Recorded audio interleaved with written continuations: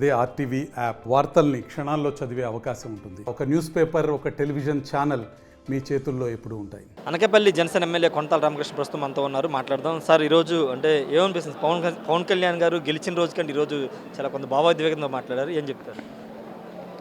అంటే ప్రజలు ఎంత బాధ్యతాయుతంగా అఖండమైనటువంటి మెజార్టీ ఇచ్చారో ఈ మెజార్టీని సక్రమమైన మార్గంలో క్రమశిక్షణతో అధికార దుర్వినియోగం లేకుండా ప్రజలకు మేలు చేసే కార్యక్రమంలో మమేకం అమ్మని ఒక మంచి సందేశం ఇచ్చారు.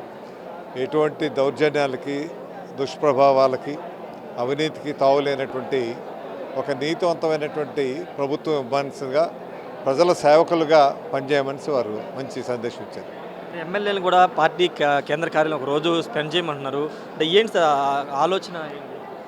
అంటే ప్రజాప్రతినిధులు బాధ్యతగా రోజుకొకరు ఉండాలనేసి పార్టీ కార్యాలయంలో రాష్ట్ర వ్యాప్తంగా వివిధ ప్రాంతాల నుంచి ప్రజా సమస్యల మీద వస్తున్నారు జనవాణి కార్యక్రమానికి. ఆ కార్యక్రమంలో బాధ్యత ఉన్నటువంటి వ్యక్తులు ఉంటే ప్రజలు కూడా విశ్వాసం కలిగి ఈ కార్యక్రమం విజయవంతం అవడే కాకుండా ప్రజల సమస్యలు పరిష్కరించాలంటే బాధ్యత కలిగినటువంటి ప్రజాప్రతినిధులు ఇందులో భాగస్వాములు కావాలనేటువంటి ఒక ముఖ్య ఉద్దేశంతో ఈ పిలుపు ఇవ్వడం జరిగింది.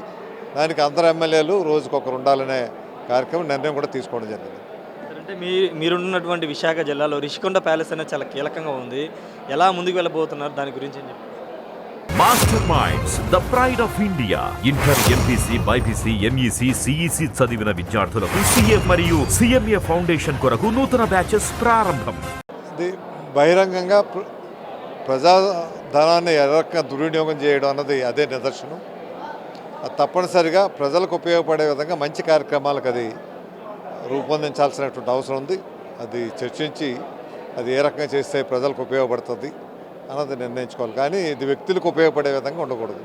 అంటే ఒక నెల దాటుతుంది సార్, మీరు ఎన్డీఏ కూటమి ఫామ్ చేసే అధికారాన్ని. ఈ నెల రోజుల పాలన గురించి ప్రజల నుంచి ఎలాంటి స్పందన వస్తుంది? అధికారం వచ్చిన వెంటనే ఏవైతే మాట ఇచ్చారో మాట ఇచ్చిన ప్రకారంగా 5 ముఖ్యమైనటువంటి అంశాల మీద సంతకాలు పెట్టారు.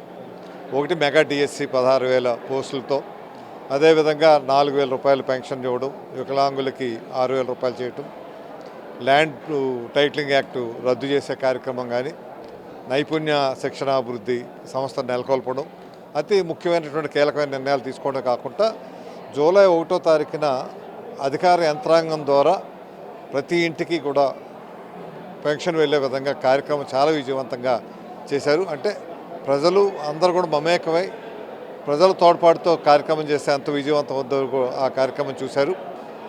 ఈ రాష్ట్రంలో ఉన్నటువంటి గత 5 సంవత్సరాల ప్రభుత్వం అన్ని రంగాల్లో, అన్ని డిపార్ట్మెంట్స్లో, అన్ని మినిస్ట్రీస్లో అస్తవ్యస్తంగా పరిపాలన ఉంది. ఆ పరిపాలన చక్కదిద్దే కార్యక్రమంలో ఇప్పుడు నిమగ్నమై ఉన్నారు. కనీసం 2-3 నెలలు ఇది చక్కబెట్టడానికి టైం పడుతుంది.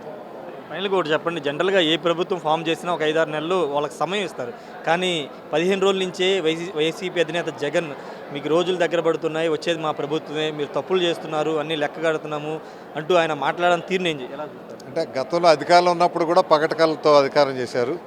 ఇప్పుడు అధికారం కోల్పోయి కూడా పగటకలతో అన్నారు. ఆయన ఎక్కడికి హిమాలయాలు ఎక్కడికి వెళ్ళక్కర్లేదు. రోజు అసెంబ్లీకి వచ్చి ప్రభుత్వం ఏ రకంగా నడుస్తుందో చూసి నేర్చుకొని సరైనటువంటి ప్రజాప్రతినిధిగా వస్తే మంచిది. సార్, ఖచ్చితంగా జగన్ ఎక్కడికి హిమాలయాలకు వెళ్ళాల్సిన అవసరం లేదని కొనతాల రామకృష్ణ చెప్తున్నారు. రిషికొండ విషయంలో ఖచ్చితంగా ప్రభుత్వం ఒక నిర్ణయం తీసుకుని దాన్ని ఏ విధంగా ముందుకు తీసుకువెళ్ళాలని దానిపైన నిర్ణయం తీసుకుంటుంది.